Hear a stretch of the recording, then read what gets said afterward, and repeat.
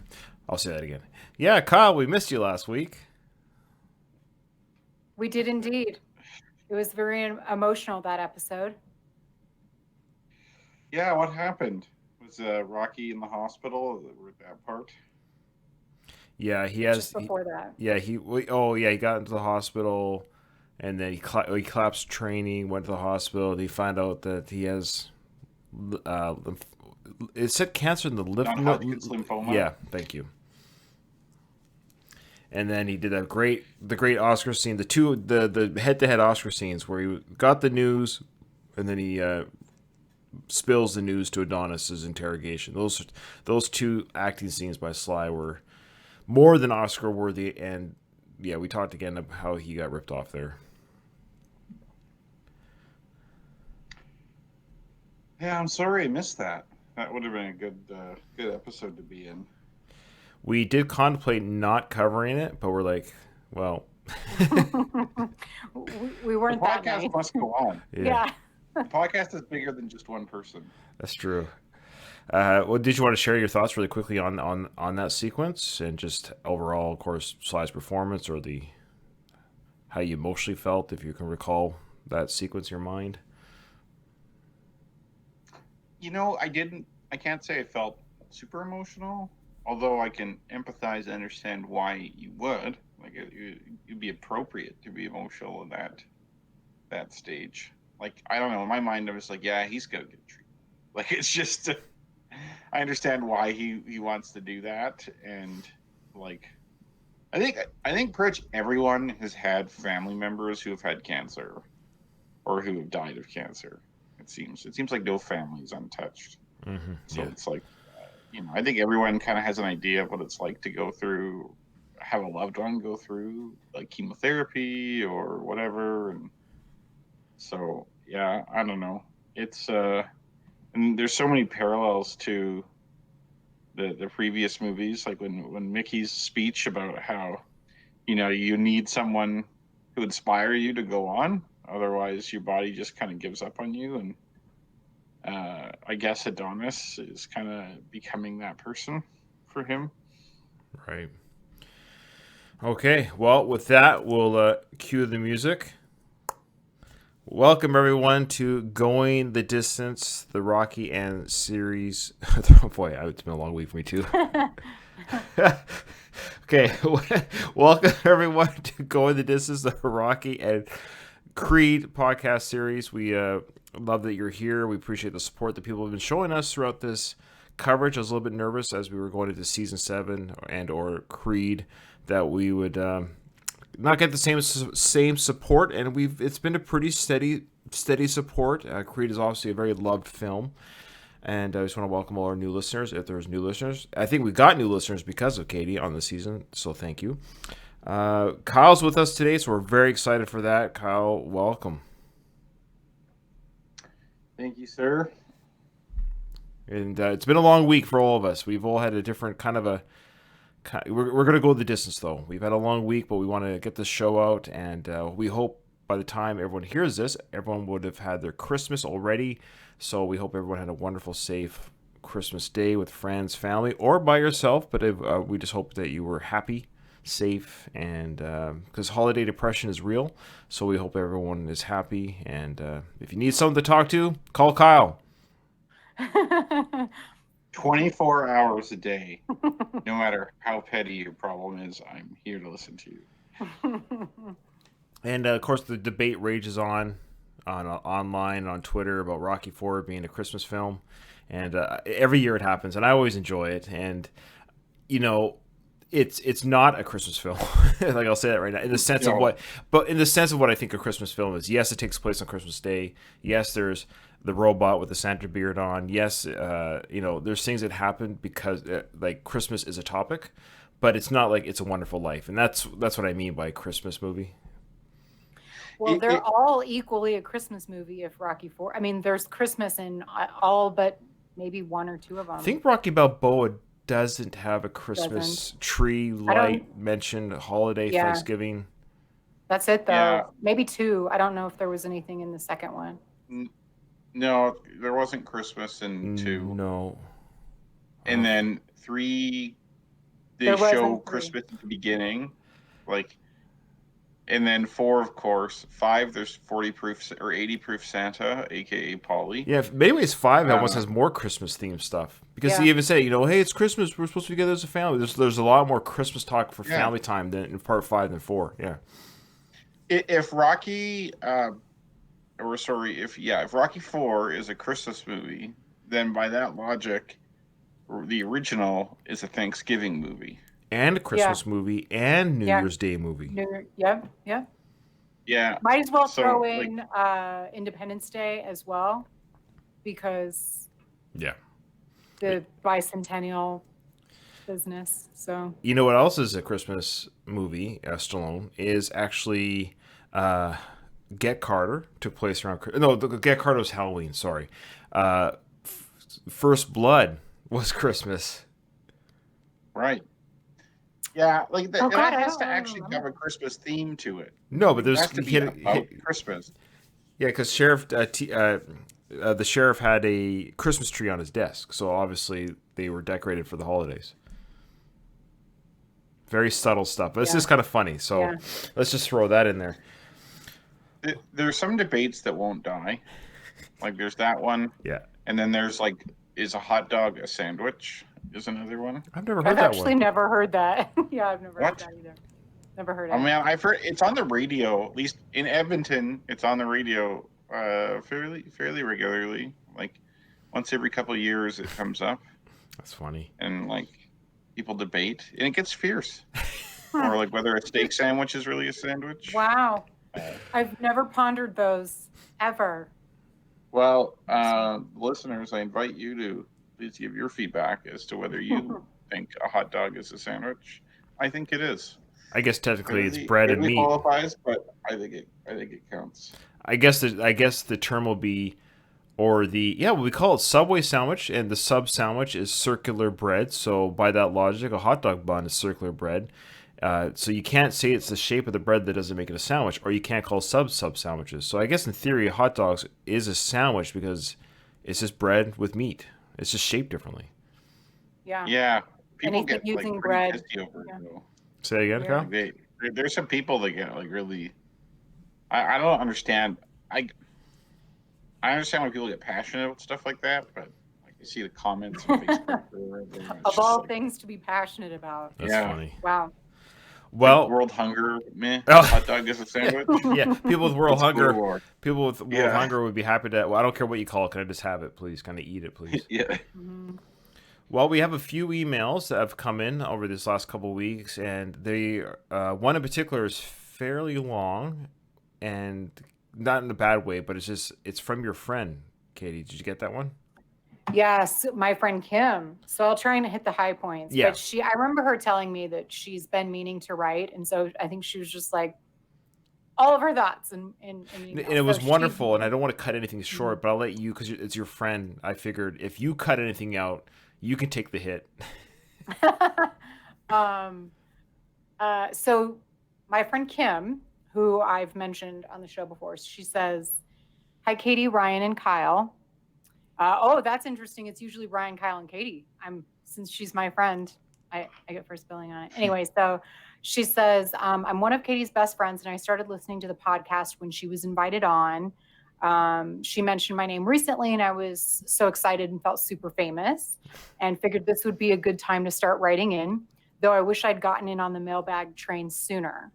I wanted to comment so many times during these episodes, not particularly about the movie itself, but about your podcast banter. I love it. You guys do a great job on the movie analysis itself, but I especially love all the tangents that come out of the episode's conversations. And the one that she mentions comes to mind as she was writing this was the one that we thought we got really off topic about, like what things we would change about ourselves or what things that we liked about ourselves. So she thought that was hilarious. And like just the fact that people even think about those things made her laugh out loud. And that's like what spurred her mailbag debut. Anyway, she says, here's a few general comments on my experience with the podcast as a new listener thus far. So she's just saying that she thinks I nailed my first episode, and she goes on and on about how wonderful I am. Oh boy, that's that probably she- 6 pages long there. She says, "Forgive me for being slightly biased." That's good. She says that I solidified my spot on the show when I made the stairs comment, and so she remembers that being really excited and proud of me at that moment. And that's when I knew too. Like when you brought that up, it was like the first 10 or 15 minutes discussing the film. You made that observation. I was like, okay, this is somebody that, because that was your trial run, so to speak. I joke about it, but it kind of was like, you weren't just like, oh, this movie's good. Yeah, I like Rocky. I'm not just in off the street, Ryan. Yeah. You've been training your whole life for this moment. Yeah. Kim goes on to say, I love the balance of the male and female voices and perspectives in the podcast. She remembers some of the listeners weighing in on the new dynamic when I was first hired. And she thinks that I have a great voice for this stuff, and I'm clearly brilliant. Wow. So she says, well done, Ryan, for making a solid business decision. Yeah. I didn't make that with Kyle, but I made that with you apparently. No, that's actually No. I joke because Kyle, if he remembers, when he first came on to replace Ruben, the outpouring of Kyle editions was very strong. It's just now he's old news, that's all. But when he, I'm and the Kyle, old maid now. When you're not with us, though, Ryan I get nervous. misses you so much. He apparently he thinks that both he and I are stupid, and we're not smart enough to carry the podcast without you. So I think our tangents are probably a little bit worse, is what it is too. Kyle reins us in a little bit. He does this. He waves us on with his hand. He goes, "Hurry up!" No. So with that, I'll try and keep it going. Yeah, keep it going. Come on. Kim says, I listen to a handful of podcasts religiously, and I'm quite picky about the sound of someone's voice, podcaster or otherwise. Particularly, though, about women's voices on podcasts, which isn't fair. At any rate, in any case, she balances you guys out. I enjoy the collective sound of the three of you and your Rocky banter. So she then says that she's not actually watched any of the Rocky movies, with the exception of maybe the first one or two when she was younger. It's crazy. Yeah, I know. She says, I clearly know the storyline, though, which makes it easier to follow along. But I'll binge the entire Rocky Empire collection with Katie over a few bottles of wine one of these winter weekends. It seems as though it's up her alley. So she thinks it's like something that she would like. So I suppose from a fan standpoint, you guys can take me or leave me. I've got nothing for you when it comes to commenting on the movie itself. Nowhere near what Greg the First has to offer. It's true. So she's listening to all the other emailers. She said, but I'll be happy to comment on everything else. Now, this bit I think is really interesting. She says, one thing I really want you to know, though, is how much I enjoy this podcast for your storytelling ability.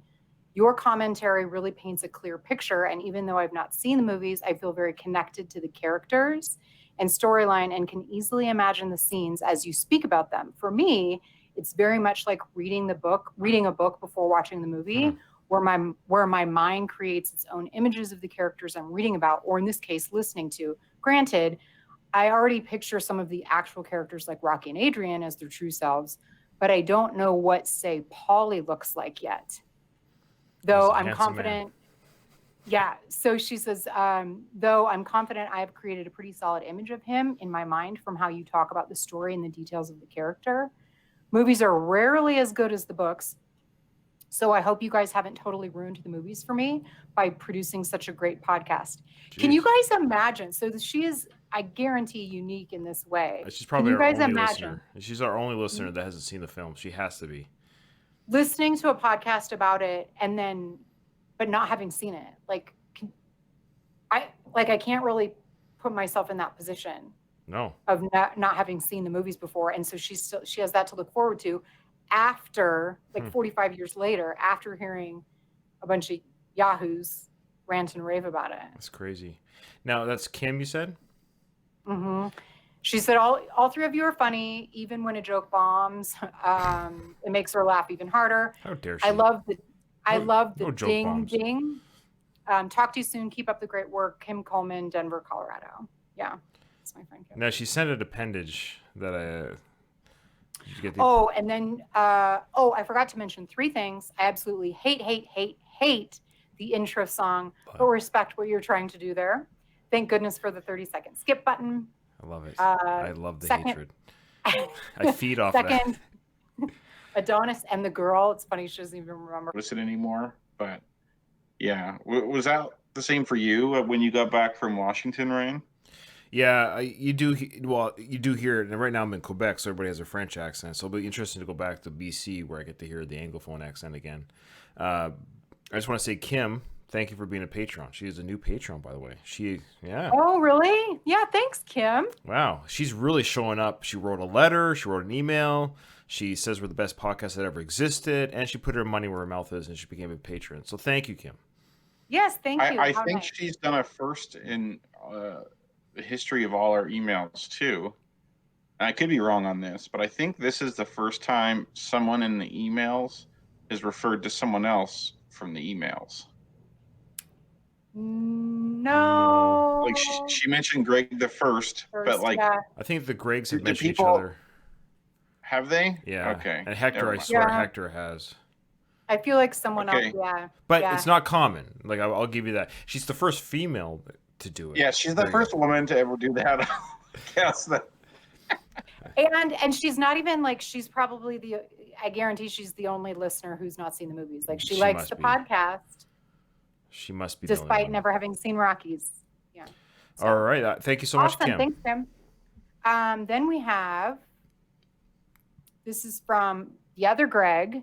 Mm-hmm. Hi, Ryan and Kyle and Katie. You have been doing a great job on the season. Sorry for not writing in a while. It's okay. I'm probably a few weeks behind real time in terms of your recordings. Yeah, don't but try to wanted figure that stuff out. I tell people, don't try to figure that out. Just, yeah, it gets confusing.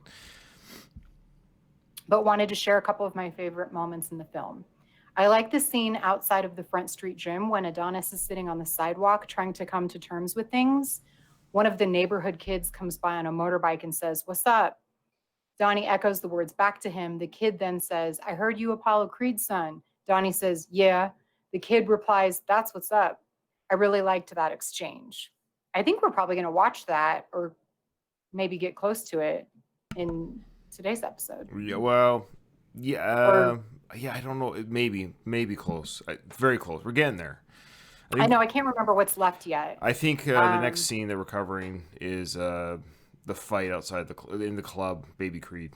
Oh, that's right. Yeah. See so how much we prep, people? This is how much we prep. Greg says, of course you will be talking about the scene in Adonis's corner when his eye is closed up on him and Rocky wants to stop the Conlon fight. When Donnie reveals he needs to prove that he's not a mistake. Rocky makes Adonis repeat that he's going to knock that son of a bitch down. And then Rocky says, "I know you are because you're a Creed and I love you, kid." Yeah. When great Donnie moment. stands up, Ludwig Göransson finally comes in hard with the Bill Conti music, and it is such a loud, emphatic drum that kicks it off. Suddenly, it was Rocky 7 for me. I love that moment. Happy Hollies, friends, other Greg. Awesome. Thank you, other Greg. Those moments are coming up, and it's cool. I like it when people just share their thoughts on the film, even though we haven't gotten to that part yet. Other than Kim, it's not really a spoiler, so sharing your thoughts on the movie is fine. And then the next one. So Ryan, he has an attachment. Right. In the next. So this is also from other Greg. He says, "Hey guys, I named my daughter Adriana. Guess why? Yeah. So I had to buy this for her. I wish they sold Adrian's teas at the Sly Stallone shop." And so he attached an image of a menu, the Adrian's menu. Yeah, that's awesome. Oh. So I will download that right now and share it. So people on Patreon, they can see it right now. There it is. You got, so Adrian's Restaurant. This is the real restaurant. We've got, I can't read. Well, it says Adrian's at the top, though, not Victor's. That's right. It does say Adrian's. So is this the actual menu So- at you guys- Victor's? Oh. Yeah, This so sucks, I don't I know can't if they see it. just, I'm going to send it to you, if Kyle. it's a movie prop a movie prop and they just used, Well, menu. I see. Okay. I wonder if it's, I'll send it to you there, Kyle. Right here. Sand. It looks, I mean, nothing. Yeah, I mean, it's just like your basic Italian. I can't read any of the Italian. I don't know if you guys speak any Italian. I mean, some of it, like the antipastos, the formaggio is cheese, gnocchi, linguine, spaghetti, ravioli. Pollo is chicken. Spaya is probably shrimp. Insalata, salad, house salad. Okay. Yeah. Cool. It's a really reasonably priced restaurant. It's not bad. But True. not any bum from the neighborhood can eat there, though. No. No. But, yeah. I don't know. That's pretty cool. That's pretty cool. And so he said he named his daughter Adrian? Is that what he said? Adriana. Adriana. Okay, I see. Cool. Mm-hmm. That's nice. That's pretty. Yeah. That's pretty. Yeah, it is very pretty. My second cousin's name is Adriana, spelled differently, but yeah, it's a pretty name. Nice. Thanks, Other Greg. Yes. Then we have Greg the First. So speaking of, he says, Ryan, Kyle, and Katie, I finished episode 13 this morning while shoveling out from under the first snowstorm of the winter. Yeah, I think it was snowing about everywhere today. Yeah. Are you part of those East Coast storms, Ryan? So far, knock on wood, the part of Quebec that we're in near the border of the states, it's been a pretty mild winter. Last year at this time, we already had a month's worth of snow nonstop, but already we have nothing on the ground right now. So, like a very light dusting. Cold temperatures, very cold, but and snow is not a couple days of snow before Christmas. That's it. So it's very mild compared to what New York's getting right now, stuff like that. So, yeah, I'm not complaining. So Sorry. Greg says, oh no, he was shoveling. He was listening to the episode 13, and he wanted to start off congratulating Ryan on his promotion and wishing him luck with his move. He says, I just finished moving into a new house myself, and it's exhausting to move, especially when you have kids. Good luck. So yeah, I don't know if Ryan, if you wanted to share. Thank you. Yes, for those who maybe follow me on Facebook, yes, I got promoted and we're moving back to British Columbia in 7 weeks from the time of this recording. We're very excited to go back to British Columbia, beautiful province. Victoria is the best city in Canada. Sorry to anyone else outside of that city. It's a beautiful island. It's just gorgeous there, mild temperatures. And yeah, I'm excited for the promotion. And thank you very much, Greg the First, and everyone else that said so on Facebook. What was I going to say? Oh, regarding the move with kids, yes, it is stressful. We're going to fly, though. We're not driving. And the military, they pack, box load, and do everything. I don't lift a finger. They cleaned the house, too. You drove there, didn't you? Yeah, because we left in the summertime of 2019, so we've only been here a year and a half. But yeah, we drove across Canada, which was cool that we got to do that. But our flight is all paid for going back, and the cars will be shipped, too. Everything's covered. Oh, yeah. Oh, man. Nice. Yeah. That's nice. Moving in style for sure. That's one of the perks, and then the flip side is I'm going to be sailing a lot in 2021. So that's the flip side. I'm away from my family a lot. But when you do move, they take care of you.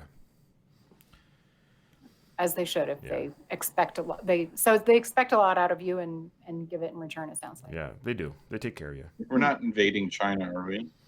Not yet. Fingers crossed. No. Okay. Just checking. Thought maybe you had some inside info or something. No, I'll resign. You heard it first here, listeners. Yeah. Break some secret codes. That'd be terrible. So Greg says, I wanted to touch on the Adonis-Bianca relationship briefly. Oh, boy. I know. It seems like most of the nitpicking that I have complained about in the past always revolves around their relationship. True. Yeah. Naturally, it invites comparisons to the Rocky Adrian relationship, like many other things in the film. For me, I'm glad that it does not try to mimic Rocky and Adrian. And while it is a messier relationship, I do not find the dialogue or the interactions poorly written. I appreciate having two strong outward personalities butting heads. I think it can be abrasive, but that doesn't bother me as much as it seems to bother others. It does. And I do want to respond to that. That's fine. And like, obviously, I want everyone to enjoy whatever they want to enjoy, how they enjoy it. We're not here to change anyone's minds. And I think Greg the First knows that. And I don't think he tells us either to change our minds. It's good to have this discussion. But that being said, I don't want to compare it to Agent Rocky. That I want it to be like that. I totally agree that it should be different. I don't want to watch the same characterization over and over again with different people. That's not what I hope I haven't said that. I guess the comparison is that I don't feel anything for them. I've seen a lot of movies where there's couples in movies and TV shows where I'm invested in character. Like, it's not just Rocky and Adrian in my pop culture viewing that I've ever been invested in as a character. So I think what's lacking again in that relationship for whatever reason is I don't care. I don't care if they broke up. Like if in Creed 3 they were divorced, I would be like, oh well. Or if Bianca, yeah, I wouldn't be like heartbroken. Like when Adrian passed away off screen, we're heartbroken. When we see Rocky go to the memory lane scenes in Rocky Balboa, we're heartbroken. So I guess that's, would anyone feel this way about Adonis and Bianca 25 years from now if they did Creed Part 7 or 6 and one of them passes away and they're doing a memory lane of their first date in the hallway when it tells them to turn on the music? We're going to go, oh, what an adorable scene. Oh, I miss that. I guess that's what I'm saying is again, this is maybe a real relationship in the sense that, yeah, sure, people aren't always lovey-dovey or they express things differently. I get that, but I'm not connected to their love. I don't feel it.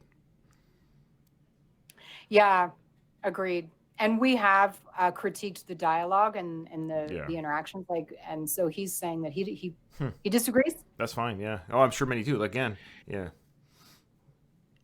So Greg goes I on. think what makes. Go ahead.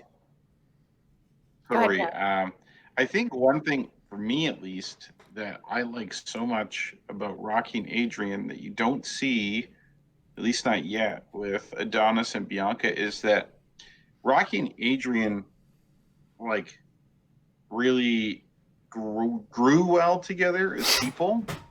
Like Adrian changed tremendously from the beginning of the first film even to the end of that one and throughout the series as well. And Rocky changed for the better as a result of her. And like Rocky said in the Meat House, like each of them have gaps and together they fill gaps. And so like you see these people kind of blossom as people and their relationship is the reason for that. Like they have a chemistry together that Adonis and Bianca don't have, and you don't really see Adonis and Bianca grow really that much as people like together. Like they're basically the same in their relationship as they were before, more or less. Yeah. Like maybe he changes a bit, but it's not like Rocky and Adrian that way. Like you kind of root for Rocky and Adrian. Like just the way you root for Adrian because she was this shy person and then she became strong and came out of her shell and you got to see the real her and you don't see that with Bianca. Too bad it wasn't the opposite. Too bad it wasn't Adonis beating Bianca down to make her mousy like Adrian. She comes in as a strong black woman and Adonis is like, shut up, I'm the man in the house, She's like, yes, Adonis, by the end of part 2. Hey woman. Hey woman. Oh man, we're terrible. Yeah. And Clever Legs in the background. Yeah, that's right, Adonis, that's how you do it. That's right. Oh my god. That's my favorite line from Rocky. No, Clever's a born again Christian now. Yeah. He's changed. He's a preacher. He's actually a preacher. Yeah. Well, I don't know what you guys mean when you say that. Is this written down somewhere? Stallone. What? He said in an interview, he was asked by an interviewer, like, where is Clubber? And he said he's a born-again preacher. Found God. After his devastating loss in the ring, he gave up boxing and went on to be like a youth group type preacher. Stallone said that in an interview? Which is... So he had written that in and then cut it? I don't think it's in any of the novelizations or anything, but in the author's mind, that's where the character went. It's probably the easiest way to say it. Yeah. All right. I'm a broken record here because I've said it a million times in their episodes, but Clubber is George Foreman. And George Foreman became a preacher after he retired. That's true. Good old Sly. He loves the real life in art. I didn't know anything about the preaching, just the grilling. That's all I know. Yes. Well, he's also a businessman, so maybe Clubber also became a businessman. I don't know. See, what I'd love is because George Foreman made a real life comeback when he was old. I would love a Mr. T spinoff.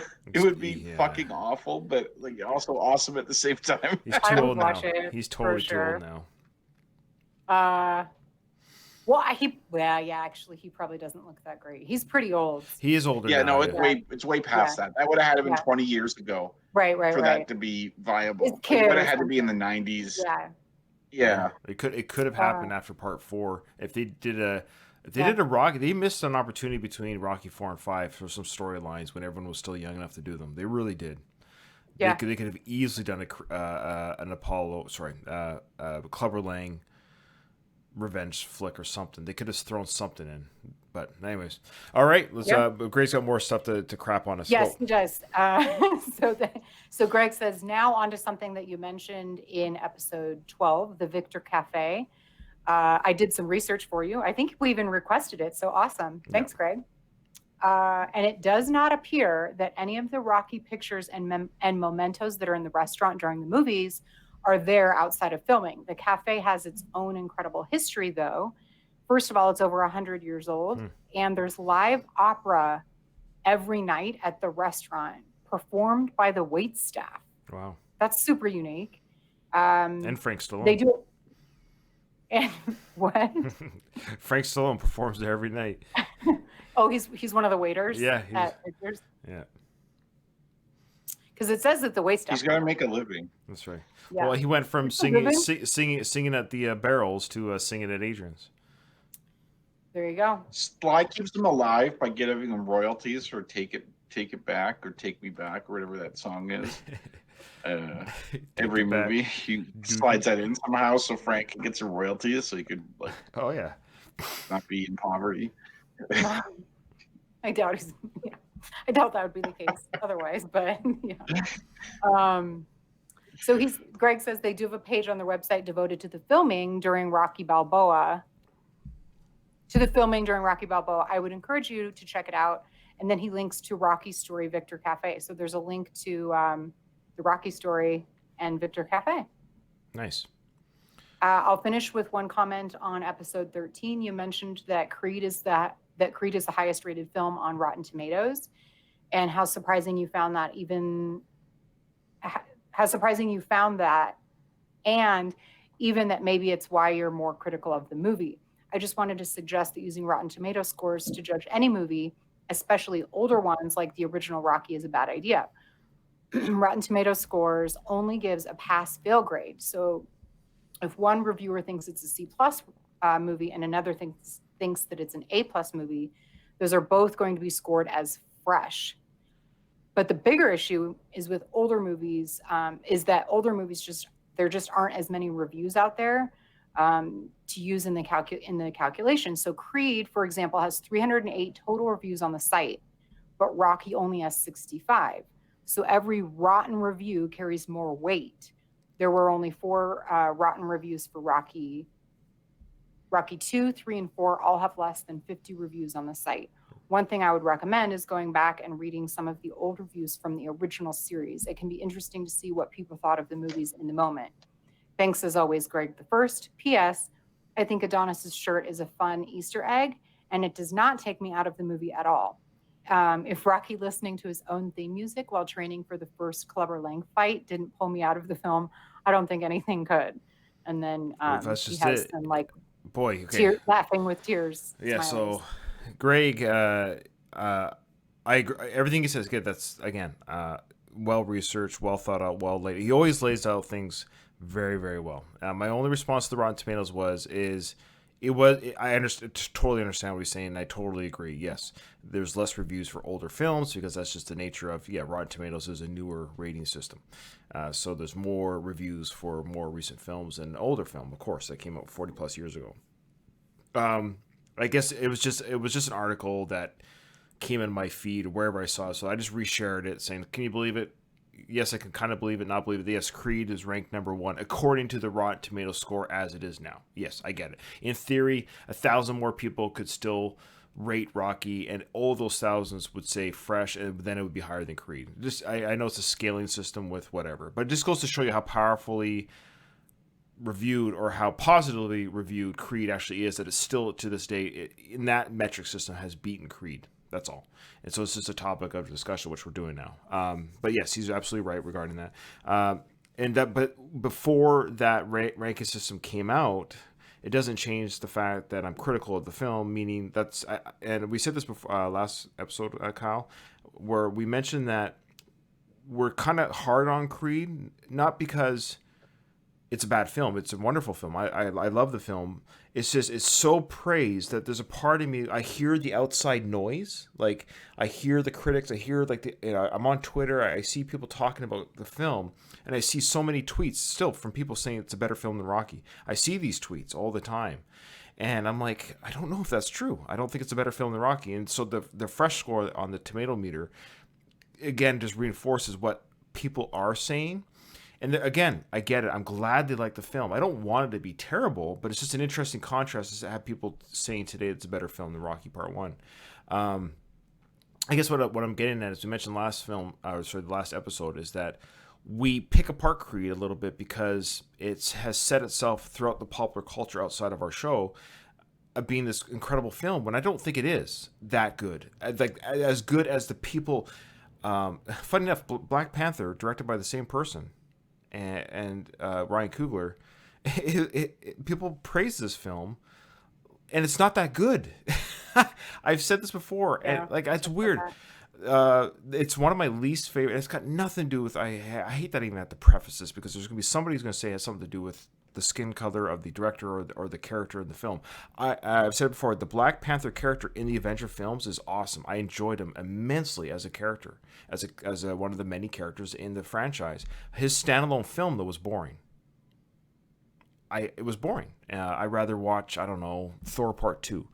But that being said, that's all I'm getting at. So, and then we flipped it by saying with Rocky 5, again, the same people that rank Creed probably hate Rocky 5. I guarantee you, if I was to grab somebody who loved Creed more than Rocky, or comparable with Rocky Part 1, they would probably tell me right away, oh, Rocky 5 is a terrible film. It shouldn't exist. And you see those two, like Rocky 5 wasn't even part of the franchise type discussion. So with this podcast, and Kyle, you were there for that, we lifted up Rocky 5. We gave it we gave credit where credit was due, because it's easy for us as a podcast just to say, oh, Rocky 5 is terrible, oh, this or that, and then it gets a vacuum, and it's not engaging conversation. So all we've done here with this season is we've kind of flipped it a little bit, saying the same way we lifted up Rocky 5, we get the flaws, and I also get what's great about Creed, but we're just kind of saying, hey, let's dissect this a little bit, saying it's not a perfect film. And unfortunately, the part that makes it the least perfect is the Bianca character, quite frankly, and the Adonis likability. All the Rocky scenes that Rocky's in, Stallone's in, perfect. 10 out of 10. Mm-hmm. There is not one moment of Sly's presence on screen that is wasted or done poorly. And I will say that his performance and dialogue in this film is one of... we said this. His acting in this film is better than Rocky Part 1. It's a better performance. He's a better actor. He's had 40 years in the business. He actually does a better performance.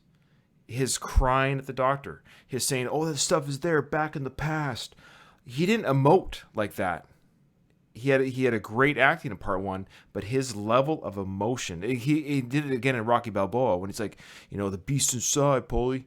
That was, again, a better acting job, because he just had more experience as an actor. I think he just did a better job. That's my opinion. It's not a better storyline. Rocky's a better film.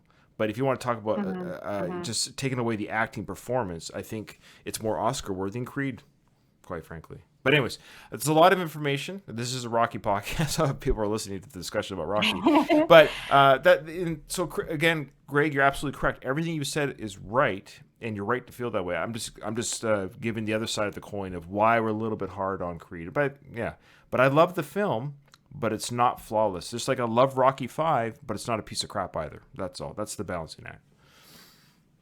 He has a good point though about that it would be interesting to read old reviews like from the original, like when the movie first came out, to see what people had to say then. And I have. So It is yeah, interesting. It actually, I've seen like the photo or people of like was it microfilm. really was it praised Yeah. or not or Oh yeah? yeah. Yeah. And even Roger Ebert called Stallone the modern day Marlon Brando or new Marlon Did Brando. he? Yeah. Oh, good. Because I think sometimes that's an unfair comparison, like comparing a movie that's 45 years old to a movie made today with modern movie making, and Right.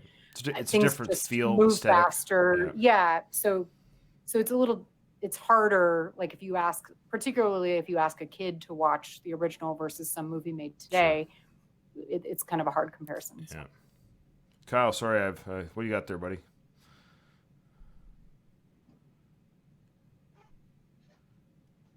Kyle, you there? Is he Oh, gone? he's frozen now. Oh, he's left the show. All right. Well, Oh, he's back. Oh, I was just shifting in my chair. sorry, did you have anything to add to that little rant that I did, or not rant? Oh no, I think you guys covered it really well. Okay. All right. It was at the end of his email. I don't mean to cut Greg short. I think that might have been the end of the email or close to it. I think it was. Yeah. Yep. His Okay. PS was about the Adonis's shirt being a funny Easter egg. Yeah, so Kyle, we talked about that. The last episode, we talked about how Adonis. Yeah, I did want your opinion on this. So Adonis was wearing the shirt that said, "I box because I can't sing or dance." That was on his shirt while he was training, and that does take. I made the argument that takes me out because we make the argument: why would Adonis, the character, have that saying on his shirt? This was a piece of dialogue that Rocky, the character, said to Adrian on their first date.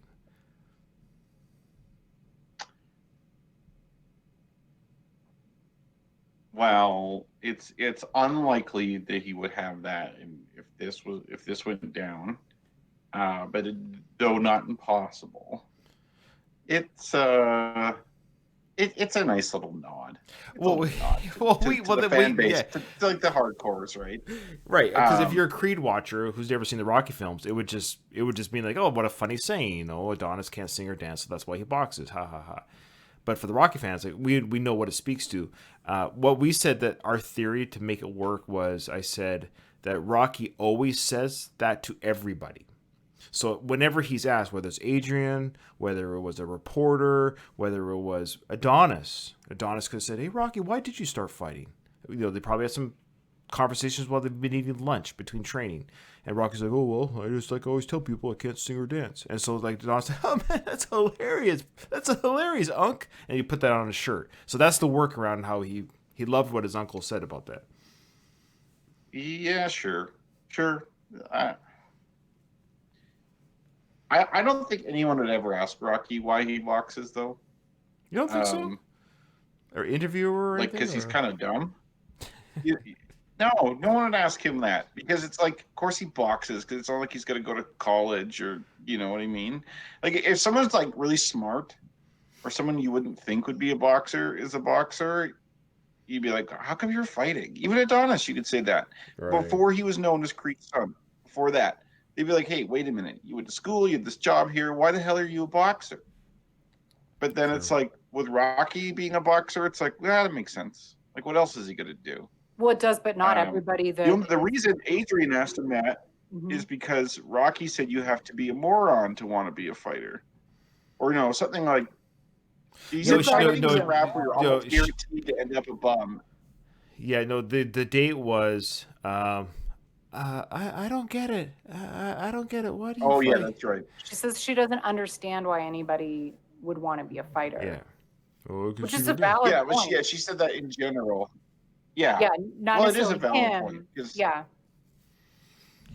Well, my and dad, almost everyone ends up ruined. Sorry, say that again? Yeah. Say that again, Kyle? Well, it's like almost everyone ends up ruined from boxing. Yeah. Like, most people go through it, aren't successful, and have like permanent physical handicaps of some degree. Right. And then a lot of the greats in boxing that are remembered lose all their money and also have like brain damage. So yeah, that's there's a case to be made why you should never be a professional fighter.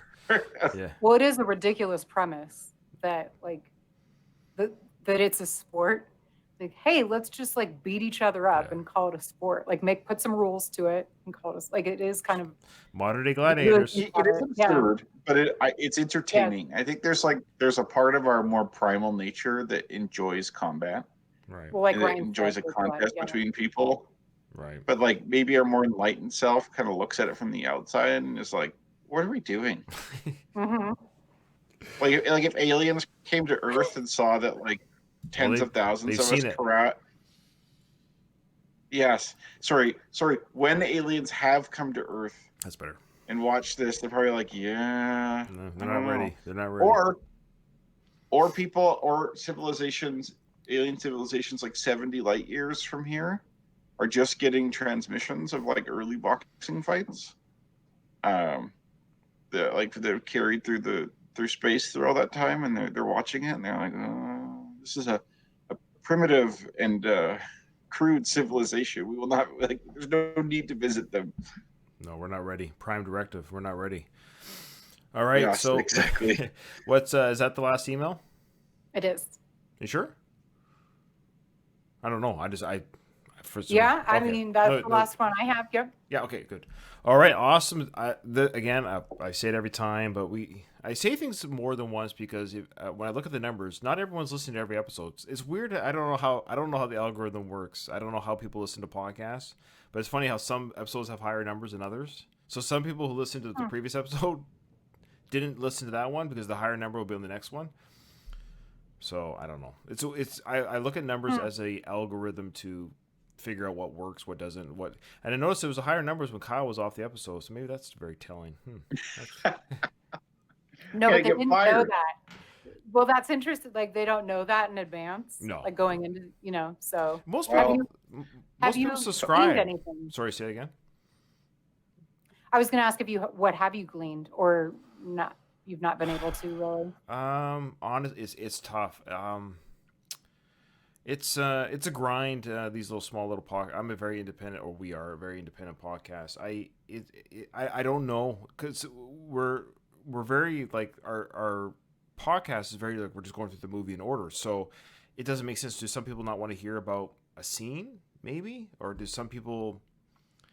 I don't know. It's weird because I know we have certain listeners like the Gregs and Hector and other people. They listen to every episode, but then there's those who obviously aren't listening to every episode, but the numbers will fluctuate. So I don't know if it's an algorithm thing or it's weird that somebody will listen to an episode like episode 13, but there's more people listen. Actually, this wasn't a slight on Kyle because it fluctuates all the time, but more people listen to episode 13 than 12. So. Did the people not want to hear what we had to say about the scenes before 13? It's a weird concept. Sometimes I wonder if it's like the time, the day, the week, the time of day that they come out, and what's going on in the world. Like if people are busy, whatever. I don't know. It's just weird. You start to. I try not to worry too much about it because again, you get in your head about I just have fun doing. I hope you guys have fun doing. I hope the listeners have fun listening. That's the idea. Okay, so I honestly couldn't give a shit. If people listen, I just like talking about it. So. Well, no, I know. Honestly, though, if I said I won't say the number, but if I got a certain number weekly, it's hard because it's money, it's time, and time. It'd be kind of like putting a band together and always perform in front of 5 people would be kind of like it would get exhausting. All the work, setting up the equipment, and trying. If I were you, I would feel that way. Yeah, because you've invested in it, like you said. Like that makes total sense. Yeah. But no, we appreciate everybody that listens. We really do. Okay, so let's go. That was a big mailbag, and I knew that caused a lot of discussions. So some episodes are like that, but I think the discussions, quite frankly, are quite good.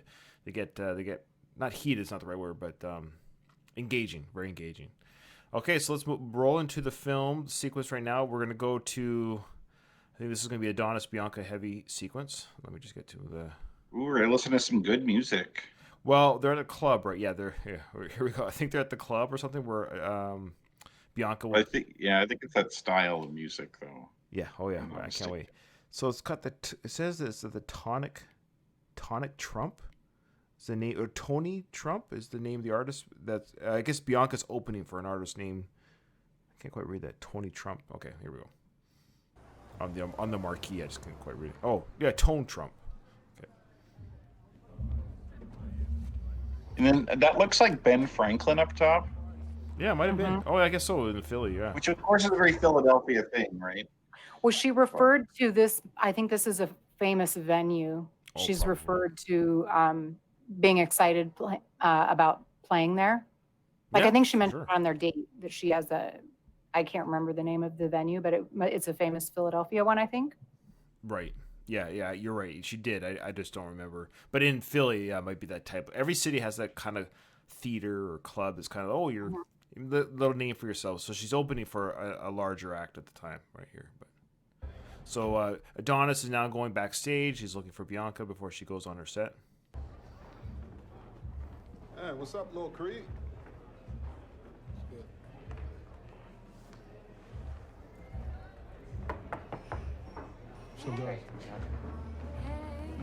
So obviously we got a little bit of a foreshadow what's coming.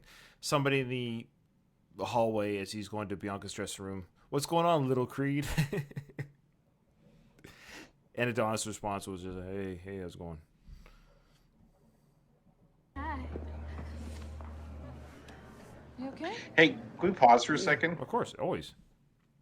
Okay, so when that guy said, "Hey, little Creed," do you think he was making fun of him, or do you think like he liked him and just wanted to like say hi? That's a good question. I don't know. I don't know any. It has to be insulting because I'm trying to think of any. I think which basketball player? Oh, Scottie Pippen's son is playing basketball right now. So Scottie Pippen's son is playing college basketball. If you saw his son, would you? Hey, little Pippen. Well, some people go by like some rappers go by like little something or what, I don't think the person meant it any type of way. I think clearly Adonis is not receiving it well. Like he doesn't appreciate it, but I don't know if it was intended that way. Well, at this moment, nothing's happened. He did a kind of a cursory, hey, what's up? I acknowledge, I'm trying to show like it didn't bother me, but hey, how's it going? Not like, hey man, how you doing? Like that, there was a very, hey, yeah, how you doing? I think if you said, hey Adonis, man, good fight last fight, Adonis probably would say, oh hey, thanks man, cool, thank you. Like it wasn't that. That's what it was. Very just like the fact that we're asking means it wasn't clear. Yeah, because like if that were me, I wouldn't want to be like, I don't know what I'd say because, well, the last thing I do is misinterpret it, right? So like if he was being a dick and I didn't notice it, and I'm like, oh hey, thanks, like you come off as a chump. Yeah. But then if you didn't mean anything by it, and then you're like fuck you or something, then it's like you're an asshole. Right. So yeah, probably the best thing to do is kind of brush it off. Then it's just like, oh hi, thanks. Yeah. But maybe that kind of annoyed him a bit. I don't know. But yeah, I think it did. Doing good? Yeah, I'm good. I'm a little nervous. It's just a lot of people here, not really my crowd, Yeah, I can see. Look, it's the boxer boy, Lil Apollo Creed. I know it's Gerald. What's up, Bianca? ooh. Hey. You don't know nobody? So what do you want to say there? Yeah. Okay, there's the boxer boy. Yeah, like you can't call a guy a boy like that. Yeah. I think and like little Creed. So yeah, I've now changed my opinion. Having heard that, they're throwing some shade his way. Like they don't from the respect same him. group. I didn't know. I thought it was just like somebody, but it was like this group of guys over here. I think it's the same guy that called out, "Hey, little Creed," is now getting the attention of the other guy in the posse. Like, hey, just so you know, over there we got little Creed over there, the boxer, or boxer boy. Now I think I could be very ignorant here, but I believe in the black culture, calling them a boy, like hey boy. I know Clubber did it. It's kind of a. It's like I think if I say to Kyle, "Hey boy," I think in white culture it's not as insulting, but I think in the black culture it's more of an insult.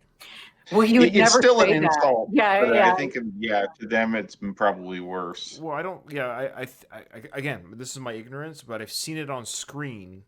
That's my only. The only time I've ever seen is on film or screen, and it always seems to be between black people, not white people. So I don't know if that's a cultural thing. Well, like there's like if you say it in a certain way, like boy, like a southern type of way, that's like racist. Like if I said that to a black guy, that's No, not no, cool. no, don't do that. Like yeah, like I should get my ass kicked for that. I don't know what people. I don't know black guys. I don't know. I'm lame, so I'm Well, not we're cool. I don't Canadian. know We're what black guys say Canadian. to each other, but We're Canadian and we're white, and so it's kind of like I can only know what I'm around. I don't know. I don't know what the insults are for every culture. Every culture has them. Every culture has from around the world. Every nation, every country has words that you can't say to certain people. But if I were to say the word, it's irrelevant to me. It doesn't mean anything to my culture. So I just didn't know if that was a cultural thing. Okay. No more. Nah, I said hello to you when I walked past. You didn't say nothing to me. I bet you did. Stop acting light skin. Hey man, why don't you come over here and grab this pic with me real quick for the gram? Yeah, that's cool. Come on, man. You know you're busy, man. Welcome to my city, champ. So he says, why don't you come over and get a picture for their Instagram? Did he say for the gram? Is that what he said? I think he said for the gram. I don't know. Yeah, maybe. He did say something like, champ, welcome to my city, champ, or something. So that, because at first I was like, oh, this guy is like being all weird even with Bianca. Like he's got an attitude, but well, he's the main act. I think that's the idea. He is the act that Bianca's opening for. So he's playing like, I'm the act. I'm the one that everyone's here to see. Your girl's opening for me, and he's also showing to Adonis a little bit of like, hey Bianca, you don't say hi to me. You're ignoring me. Like he's kind of showing like a reverse flirtation right in front of her boyfriend, kind of like a power move. Yeah. Yep. We lost Kyle. He must have had to rejoin. Oh, where'd he go? Okay. Well, we'll keep going. Keep going the distance. He probably just had a technical Oh wait, he sent a message. He said it got frozen. Oh, okay. All right, so this I'll give him 2 seconds here. See if you rejoin.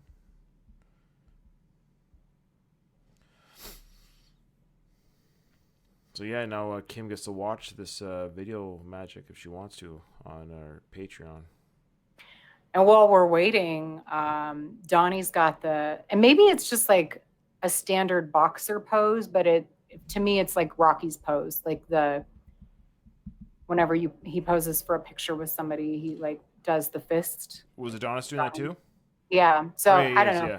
Well, I think fighters do that. That's the thing. Fighters do that. Okay. Yeah, and of course this rapper guy or whatever is doing like a West Side or. Which doesn't make sense because he's on the East Coast. I don't know. No, but maybe he's from the West Coast. But no, he said this was his city. I don't know. Yeah. Yeah. He's doing a W. Maybe his name is W. I didn't catch his name. Oh, he has Tony Trump or something. I don't know. It is, Aki. Believe that. Believe good that. looking, baby Creed. Don't call me that. Don't call you that. Don't call you what? You just call me Baby Creed. So don't call me that. Hey fam, dig this. I was showing you love, man. You ain't got to come off like that. Yeah, that's cool. That's cool. That's all love. No, I know it's cool. You definitely know it's cool. Now, who you talking to, man? You talking real tough, you feel me? You better talk to your little pretty boy boyfriend, man. You get a VIP pass next to your pop talking to me like that. Okay. I think this was the second F-bomb in the film. We talked about another one was dropped. Mm-hmm. Was this the second one? Yeah, there was one prior. So this, I even missed it here. I didn't even my brain doesn't even like register the word because I say it so much. Maybe I don't know. I register it because my mom listens to this podcast. Oh, so you're like, I gotta bleep that out. That was really like adversarial of him to say. Like, I don't even know if that's wow, you're really coming in hot. Yeah, it's I totally agree. Watching that again, and even when I saw it for the first time, and it's never sat right with me. Like, this guy is a pop rapper, R&B star, whatever he is. Okay, so he's open at this venue, and there's a up and comer boxer there. Why is he so angry at Adonis? It's a weird. Like, Adonis would not have, if this guy said, hey, can I get a picture with you, man? Hey, good luck on your fight or whatever. I heard you have a fight coming up. What a cool opportunity. Again, maybe it's just a Canadian Ryan nice guy. I don't know. I would just be like, good luck. I'm going to go out and perform in about an hour. So I'm really not in the mood to start a fight with a boxer. So it's a really weird, and this guy came out of nowhere and started to call you Baby Creed. You know, I was showing you love. No, you weren't showing me love. You just came like you're not showing me love. You're being antagonistic. You're poking the bear. So Yeah. It's written in the movie so we can see Adonis get in trouble. I understand that, but I'm still confused by the motive of the. Yeah, good writing tells me the motive of the character. Now, before Greg the First gets mad at me, I'm confused at what the motive is. Why is this guy pounding his chest? You know, is he afraid? I know. Is he like Bianca or something? Like, is he trying to show Adonis that, like, trying to be all? I don't. Maybe it is. Maybe he's got the hots for Bianca because he did mention, "Hey, Bianca, you weren't talking to me earlier. I said hi to you and you're ignoring me."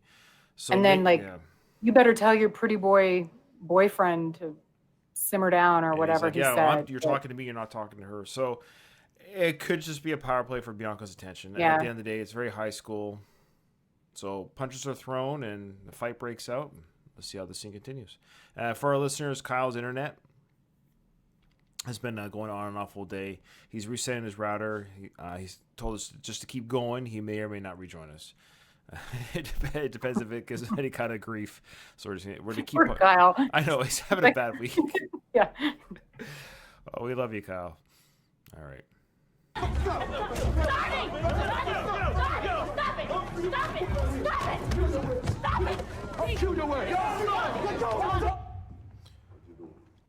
So security had to come in, break up the fight, and now we see Adonis is in a holding cell. We hear Rocky's voice in the background. He's all right now. We had to separate him. He was fighting with the other inmates. No, anybody get hurt? Nah, nothing life-threatening. No problem, Chip. Okay, so he's in a solitary holding cell. You heard the conversation there. Did you catch what he was saying? What Rocky's saying, I find it really hard to hear him sometimes because he's got such a low voice. It's okay. It should come out in the edit. I amp up a little bit the volume. Sorry, it's not. It's a browser movie, so we can watch it on Google Play. Anyways, so Rocky was just saying there, is he okay? And the guard was like, yeah, he's by himself because even when he went to jail, apparently he was getting in a fight with. You know how they put them in a holding cell. With other people that are just, they're being processed. So apparently he got into more fights at the jail. I didn't catch that. Okay. So he went into jail hot, and I guess he got into fights he says he got into fights with other inmates.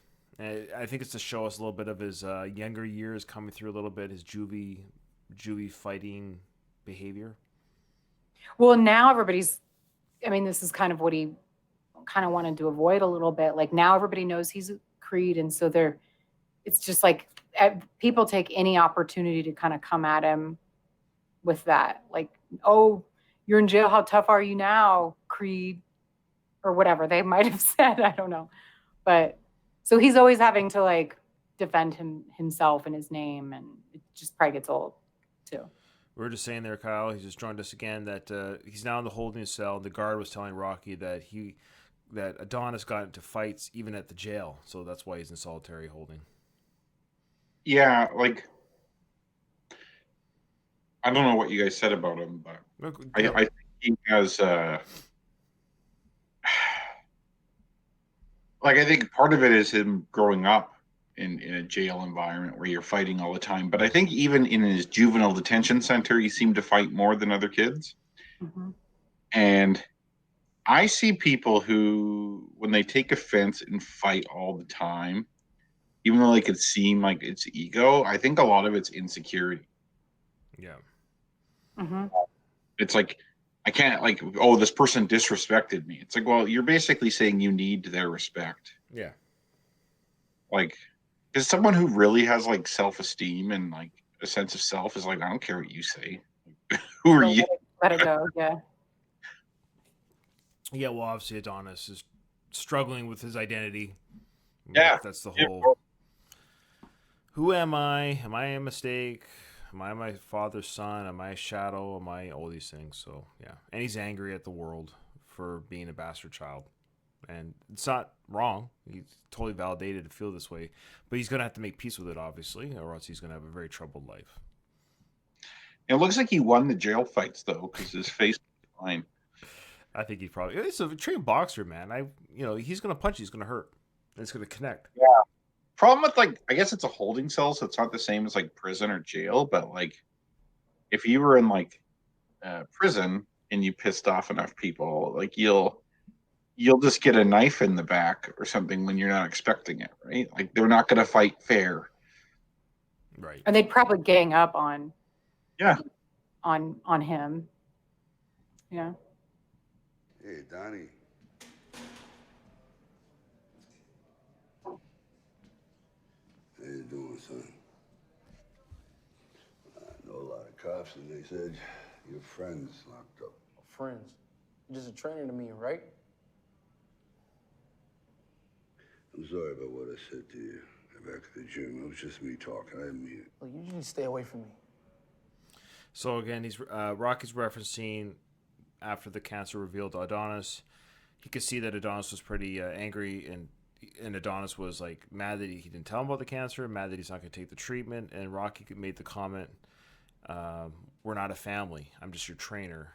And so of course Adonis is bent out of shape still about that. When Rocky's saying, "Well, I wasn't, I said some stupid things in the moment. It's not how I really feel." What's your theory on that? We actually wanted your thoughts on that too, Kyle. We talked about what you might have said regarding when Rocky. Do you remember that scene when Rocky says, Yeah. Okay, did he? Okay, so the question is, did he say it to push Adonis away, or did he say it without thinking? Like he didn't mean to hurt Adonis. You know how sometimes you say something like, "I hate you," and I don't want to force the breakup, even though it's not what you want, but you want the relationship to end because it's just going to solve a lot of problems. So was Rocky trying to push Adonis away because he knew that he was going to die from the cancer, or was he just not thinking? I think there's a nugget of truth to what he said. Adonis isn't really family. Isn't it true? Like Apollo and him were close. That's true. Apollo died decades ago. He's known this guy for a few weeks. Yeah. It's not the same as family. And so it's like you can't expect to be treated exactly like family, right? Like those family relationships, those take a long time to build, and those come from somewhere, and you can't expect that you're like family right away. But I think he does feel more. He feels closer to him than just a trainer too. And so I think he chose to say the family thing is a means to push him away, but it has some heft to it because there's a nugget of truth there. Okay. I think you're meeting the middle between me and Katie. Yeah. You're like, exactly, just like the show is. It's always funny. We're always on 3 different pages, but they all kind of meet in the middle. Yeah, I said that he basically wasn't thinking. He was telling the truth, like you just said, the nugget of truth, but not intending to push Adonis away. He just said it the way, like, we're not family. I'm your trainer. Why are you all bent out of shape about my cancer? And Katie was under the impression that he intentionally said that we're not family to push Adonis away, to make it easier for Rocky to basically die alone. Well, because Rocky, for context, Kyle, Rocky was getting really emotional, basically saying, like, I want to die. My life is over. It's in the past. I don't have anything to live for anymore. And Donnie's like, me? What about me? Like, what about this? And he was like, you're kidding yourself if you or how, I can't remember if he said. Yeah, I said something like that. It was like, yeah. It was a hurtful way of saying it. Yeah. Yeah, and I think from Rocky's perspective too, like a family-ish relationship may be forming, but then it's like you're gonna die. So from his perspective, it's like, do I want to bring someone really close to me only for me to die on them? And then it's like sad for them. Sure. Like, do I want to do that? I don't know. It's weird. But I also think in those moments too, you sometimes say things a little harsher than you want. Like, I don't know. My wife doesn't listen to the podcast, so I could freely speak about this. But sometimes I'll fight with my wife, and I'll just think the most horrible things. I'll be like, I can't believe I just did this or that. And then after the fight, I'm like, I don't really believe that. No. But I believe at the time when part of me believed it in the fight. But then after the fight, like the other part of my brain is like, no, you don't really feel that. Of course, yeah. It's a defense mechanism.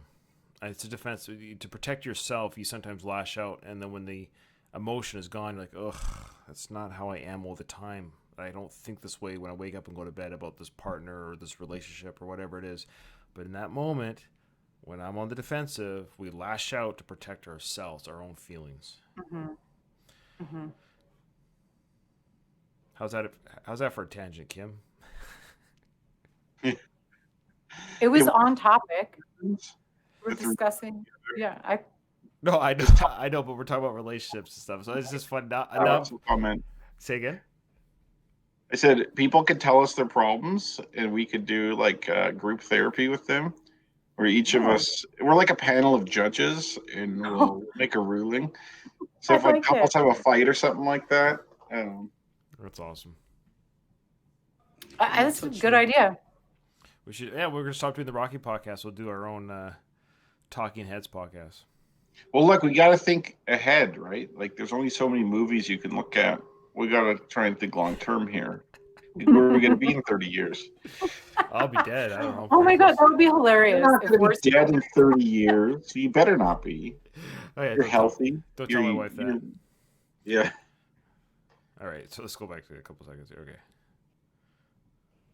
I'm sorry about what I said to you back at the gym. It was just me talking. I didn't mean it. Look, you need to stay away from me. Listen. Man, don't touch me. Come on. Get your hands off me, old man. Get your sick ass out of here. Leave. You ain't here talking like you my family. You got my real family killed. All right, Adonis, calm down. Now, he didn't get this. Okay, again, I know he's mad. Now, he's saying things that he doesn't mean. He's mad. He's lashing out. He's feeling hurt. It's the same thing we just finished saying. So, like, because Rocky touched him to console him, it's something he's not used to probably, is that touching, especially from a father figure, right? So he's feeling threatened by Rocky, calls him old man, calls him sick, all these things. He's throwing everything. You're sick, you're dying, get away from me. You got my family killed. Now, keep in mind, I actually went back. I think, Kyle, you may have been on this episode. No, actually, no, you weren't on this one. But when Rocky was holding the towel, you can go back and go on YouTube. It's on YouTube if it's easy for people. When Rocky was holding the towel and he's about to throw it, he was going to throw it.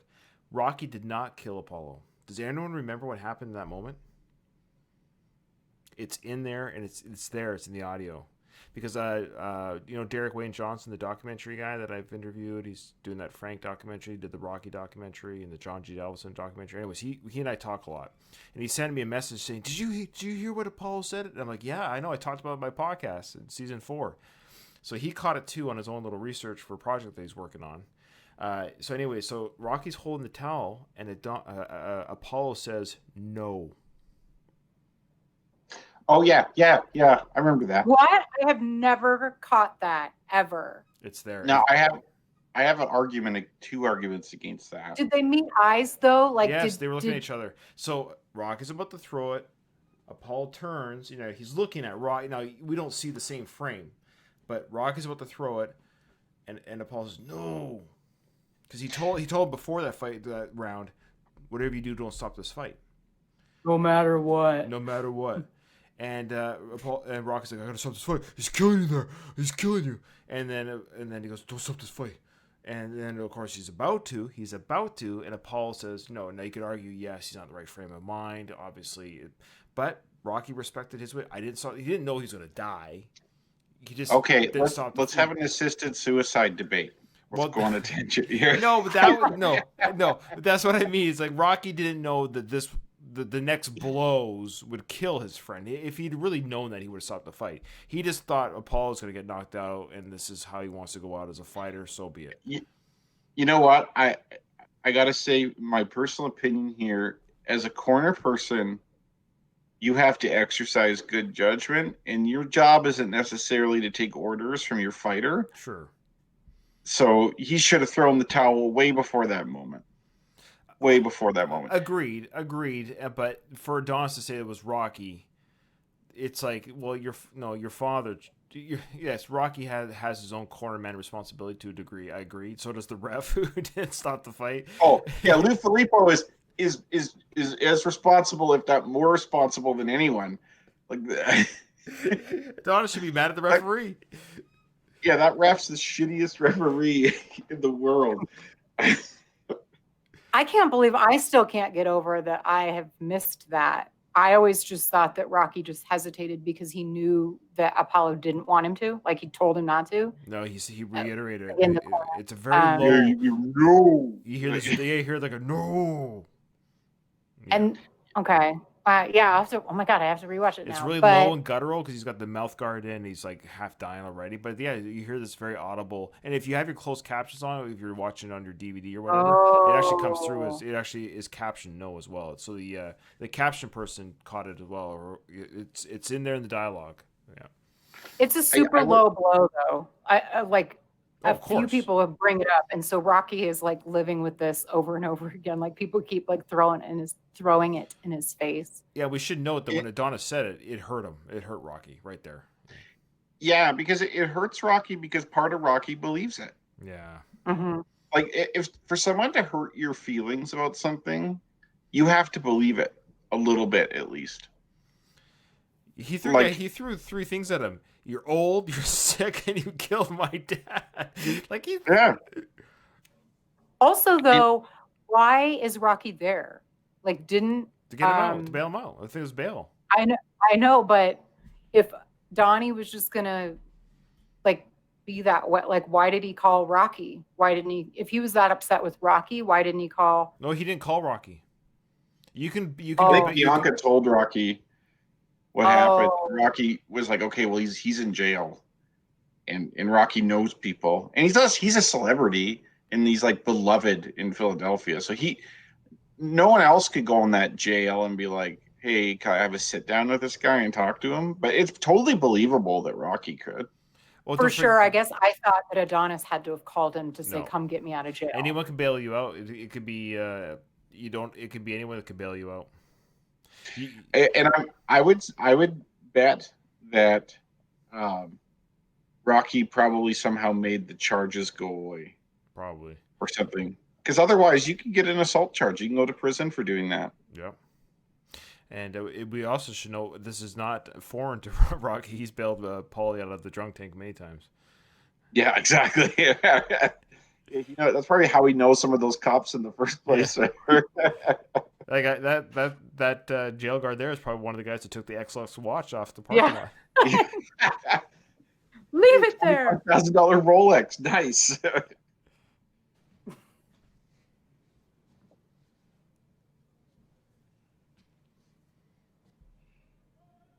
I ain't leaving till I tell you what's on my mind. You hate me, that's what it is. Or maybe you're mad with somebody who ain't here, Donnie, who can't defend himself. You know? I understand what you're going through, young man. I swear, I've been there.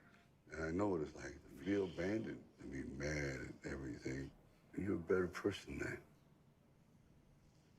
Forgive him, because there's nothing you can do about it. It's taking a toll on you. You're still caught in the shadow. Gotta move, Donnie. Sleeve, man.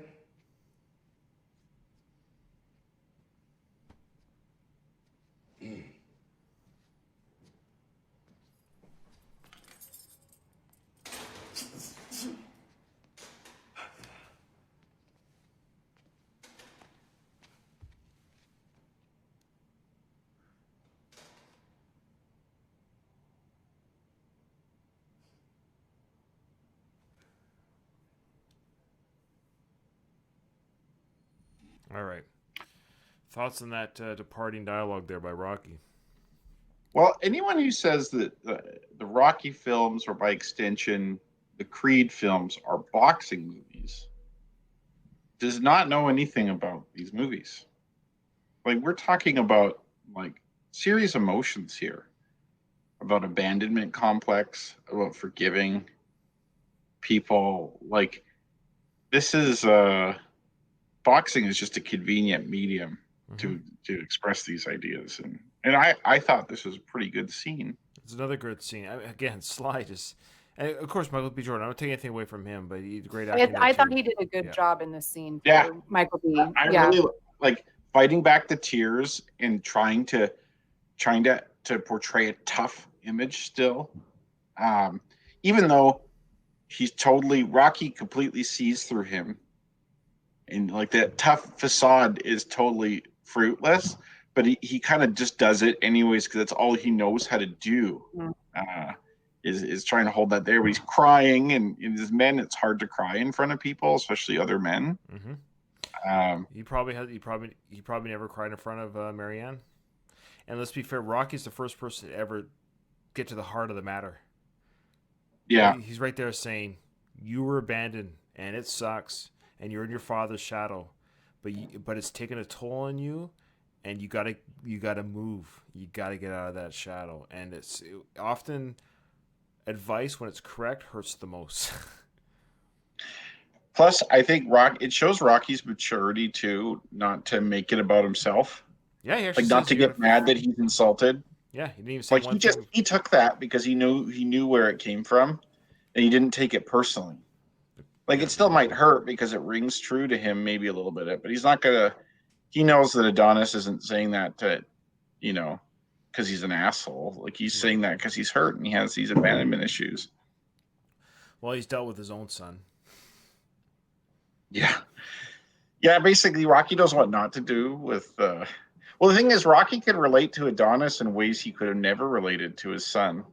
Like they have totally different. Like Adonis's background is more similar to Rocky's background than it is to his son's, even though all of them are different. No, it's actually a very, very good point because he mentioned, like, I know about what you're going through. That's another hint to Rocky's parenting. He was abandoned by his father. Now we figured out that his dad went to jail. I don't know if we're gonna pretend. No, that's a deleted scene. But he mentioned his dad went to jail, and so, but one way or another, his dad was not a part of his life, so he did not have a father figure growing up, let alone maybe even a mother figure. So he knows about what it's like to not have parents in his life. So that's what he's saying there. I've been abandoned too. I know what you're going through. You have to forgive them, or it's gonna kill you inside. And parents mean something to him because he had a picture of his parents in his first apartment. Yeah, I know. That's a weird concept too. And of yourself, when you who has a picture of themselves when they were 8 years old? That's a strange thing. That's baby Rocky. Yeah, that's when Rocky was a baby. 8 years old. Well, I can see why he'd have that in retrospect now because maybe his early childhood, his parents were with him, and maybe that was a better time for him. And then maybe things went off the rails, maybe in his teen years or something like that, and so it's like harkening back to those times. Plus, oftentimes people who are like abused or abandoned can become close or can want to be close to their abusers or the people who abandon them. Like I don't know, this is kind of pop psychology for me. I don't actually know what I'm talking about. Nobody knows what they're talking about. I don't know what I'm talking about ever. Even if he resented his parents, it still makes sense why he'd have a picture of them, in a weird, twisted way. Yeah, of course. Well, hadn't really thought about it until we're discussing this now. But his little speech there about I know what you're going through. You're in this shadow. You need to get out of it. Is a similar speech to what Adonis is a son figure to him, but it's very similar to what he told his actual son too, who felt like he was in his dad's shadow. And he was like, you can't let people, you got to let that go, be your own person. Basically he was saying the same speech in different words, and relating to Adonis more on the athletic, boxery, more manly way as well. Yeah. Great stuff. This is a great sequence. I think Kim would agree. We nailed this. I have questions though. Yeah. I have a question. About forgiving Apollo. Oh. On what? Forgiving Apollo. Forgiving it because he's saying you need to forgive him because he abandoned you, which is that's That kind of implies that he purposely left, right? I actually don't think he's saying forgive him for that reason. I think he's saying forgive your father for making you. Mm-hmm. For making, For me? Because again, Putting him in that situation, essentially. Well, there are people. Well, look, to be honest, there are people who are upset that they exist. We know this. This is mental health. This is whatever it might be. Their circumstances and they blame their parents. Their very existence is because of your parents. And if you're in a situation that really sucks, and it's like, hey, I didn't ask for this crappy life. I didn't ask to be a foster kid. I didn't ask to have a broken family or a dead mother and a dead father, essentially, or abandoned mother and a dead father. Sorry, like, so so maybe that's what it is too. Not just that Apollo's dead. He's like, my whole existence is because my father stepped out and I didn't have the life that other people have around me, and so he kind of resents existing. That's what he says at the end, that he's not a mistake. So Rocky's saying, yeah, that's a good point. So Rocky's saying, hey, forgive your dad for creating you. You are better than this. You have something to live for. But they can't say that just yet because it spoils the big reveal at the final match. Which I don't really think is a big reveal. Like, he's been more or less saying that this whole time. It's an emotional one because we still don't know why he's so.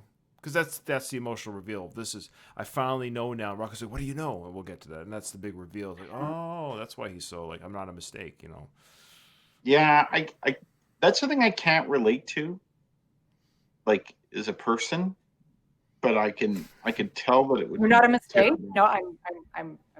No, not a mistake. As far as I know, you're all perfect little miracles. You're just perfect little miracles. But like, I don't know, like, maybe forgive me if this is like too heavy for this podcast. No, Kim will love but it. It's like, say someone's born and like they're the product of like rape or something like that. Sure. And it's like, how do you deal with that psychologically? Like, how do you deal like that? Your very presence is unwanted, and I think half your DNA is from this person.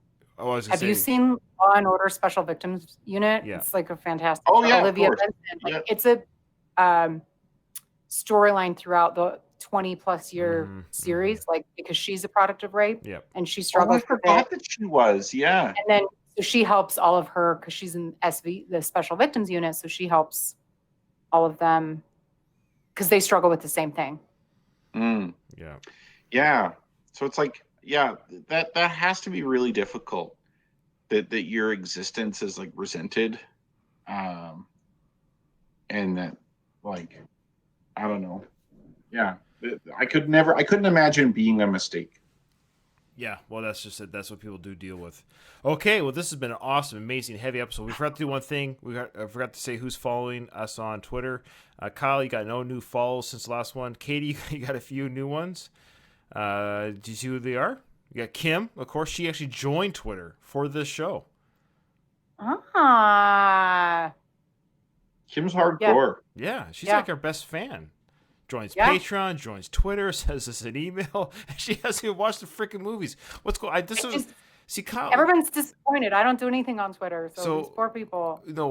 Kyle gets mad at me when I say, "Come on, listeners, like, show us some love. Give us a review on iTunes. That's free. No one's given us a review in 4 months. This is unsatisfactory." And Kim comes along, hasn't even seen the films, becomes a patron, sends us an email. I guarantee you, she's going to leave us a review on iTunes now. You know what, though? Women are better friends to each other than men are. My wife and I were talking about that the other day, and that's true. I have no guy friends. I have no friends. So yeah, like, guys it's are just different, though, isn't it? Like, you guys have good. It's good in a different way. I really have no friends. It's shallower. It's shallower. Like, guys don't like open up to each other as much and are as emotional with each other. Or depends on the guy, but all right, bad joke. Brad Mayhar, he's following you. He's a PR guy at the Salvation Army, San Antonio. He also has a small business, Floating Feather Productions. So shout out to his business, Floating Feather Productions. PR, media events, nonprofits, celebrity handling. I don't think you're allowed to handle celebrities anymore. There's a Me Too movement now.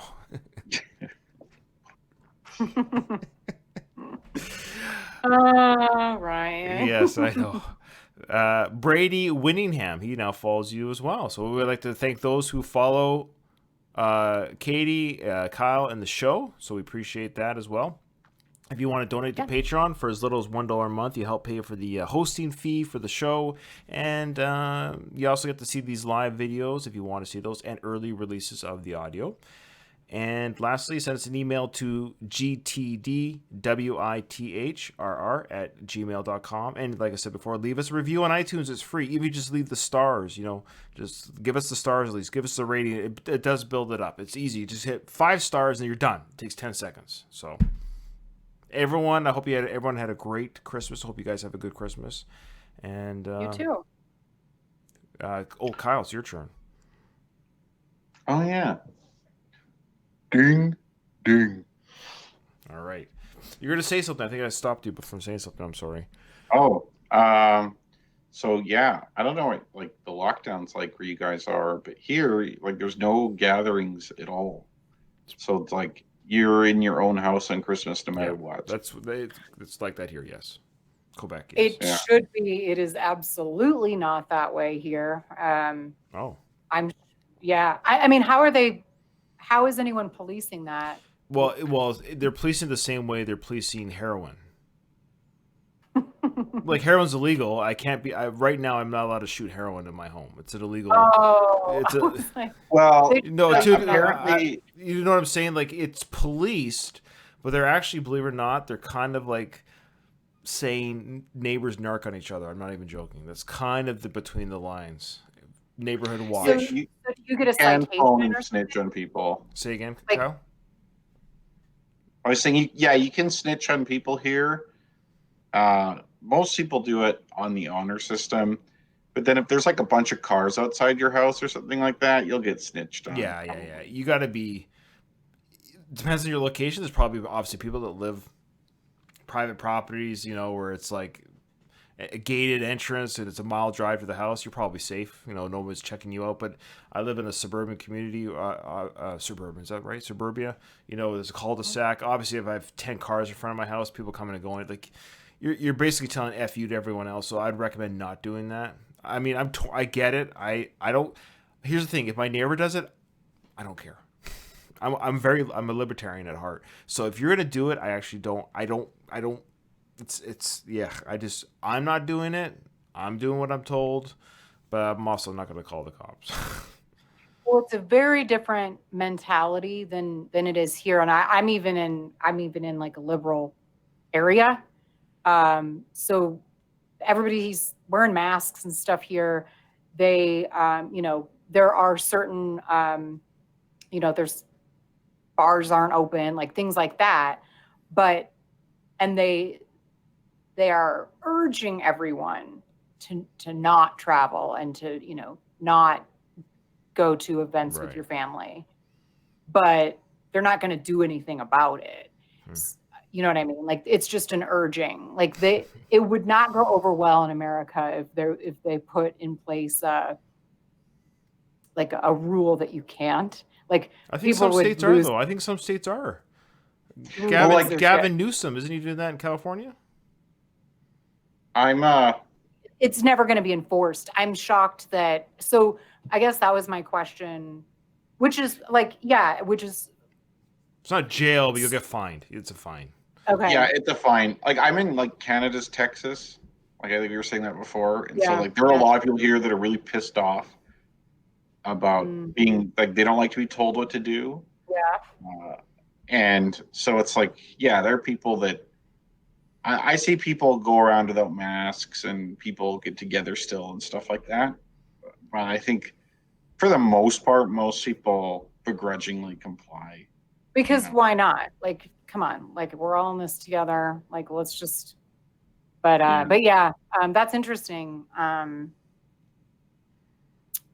No, I think they're just, it's not a rule, but I mean, I haven't been anywhere. It sounds like Katie's going to have like, it sounds like you're going to have an orgy at your house is what you're saying. This is a. Oh my gosh. No, let me be clear. I am like, don't make me out to be like this anti-masker person. I see these pictures on Facebook.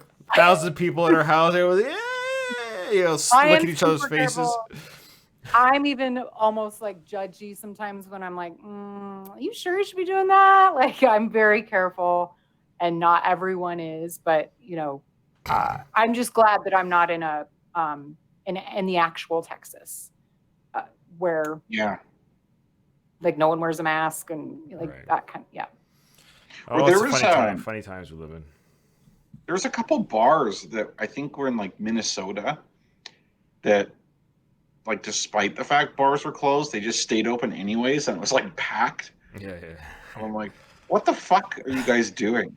Like, Or White House does that, so they have all these big Christmas parties. yeah. Oh man. Yeah. Well, you guys are awesome. Truly, have a great holiday. We'll get together. I want to record. Obviously, it's a week now to Christmas, so we won't do any. But let's do something like the 27th, 28th area, something like that. We'll figure it out. Like before New Year's Eve, obviously, and then I want to get one more record in before the month ends. I guess what I'm saying. Well, you guys, I have no life, so I do like some kind of countdown shit for like New Year's Eve podcast or something, because I can't go anywhere anyways. So Good point. I will be drinking champagne by myself probably, but yeah. I drink by myself anyways, so it's like, oh, now it doesn't look as bad because it's New Year's. So. Yeah. Yeah, I don't know. We'll see. I don't know. That'd be on the fly type thing. Who knows? Maybe we'll do something silly like that. We'll figure it out because I usually don't even stay up. I'm almost midnight now with these recordings. So when I go back to BC, I will be the early guy finally. Like that's true. Yeah, 8:30 your time will be 7:30 my time. So Eastern time is I hate it. I hate Quebec. I'm gonna edit this out. I just hate being here. I just hate being here.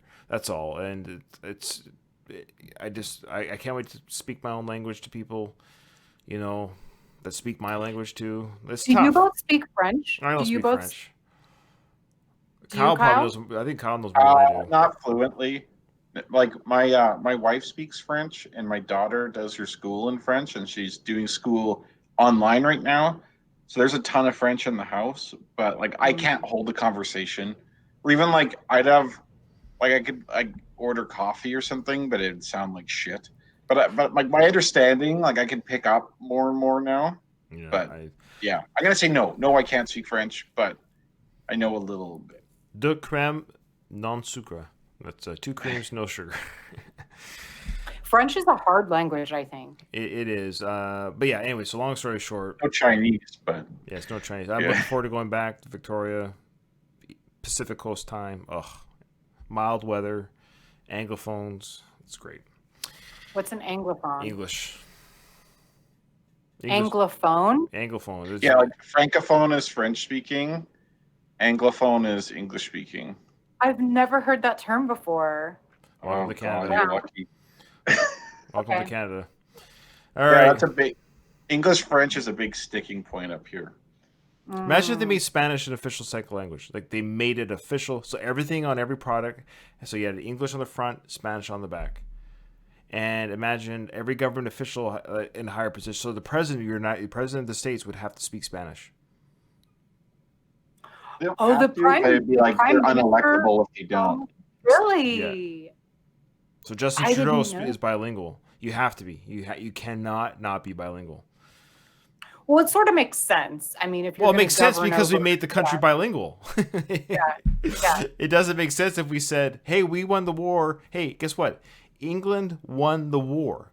However, anyways, it's like we won the war, but we felt bad about it. It's such a Canadian thing. It is, isn't it? I love it. I'm against crime. I think it's good. Right. Fucking death stare. Sorry. I love the people. It's not about the French people. It's just the bureaucracy of it, the politics of it, the dividing of it. Your country isn't united when it's split. It's amazing how important language and culture is, and it should be important. That's not the point. I'm not saying they should be whitewashed. They should have their culture. I should have my culture. Everyone should have their culture. But when it's but it divides the country. Well, what about Switzerland? Switzerland has 3 official languages. They do? Areas. Yeah, Everyone- Switzerland, but they didn't. Did German, French, and Italian. Right. What? Yeah. Italian is one of them? I didn't know Yeah. that. Okay. All I know is it's an issue in Canada. I mean, I'm sure there's other countries that we coincide peacefully. It's not like we're having a civil war or anything. But I work in the, it's an issue enough that I feel it. That's all. I feel it. Yeah, there's a lot of bullshit in Quebec. I've run into that too, like with like French clients and stuff. So if I was in Ryan's position, I'd probably feel similarly. Yeah, I wouldn't. That's not a province I would choose to move to, as an American who actually would want to move to Canada. But I'm mispronouncing it. It's Quebec, not Quebec. It's actually Quebec. Right? Quebec. I think so. Isn't it? Oh. Okay. I've heard someone from Quebec told me you say Quebec. Quebec? Oh, it makes more sense. But also, like, Quebec is good. Yeah. But yeah, Quebec is a no. It's a little bit too. It's a little bit too. Well, because you're saying it like an English person, like Queen, Right. Queen, Quebec. Right. Or like queer. Quebec. That's so. It's actually Quebec. So it's yeah. Quebec. Anyways, all right, guys. I'm going to bed. Have a good weekend, everyone. I'm gonna probably keep that edit in for Kim. That's our little, that's what we call it. We call the bonus chit chat after the episode for Kim. So she can like just for her. There you go, Kim. All right, guys. Truly, Merry Christmas. Be safe, and we'll talk soon. You too. All right. Bye, guys. Care, guys. Bye bye.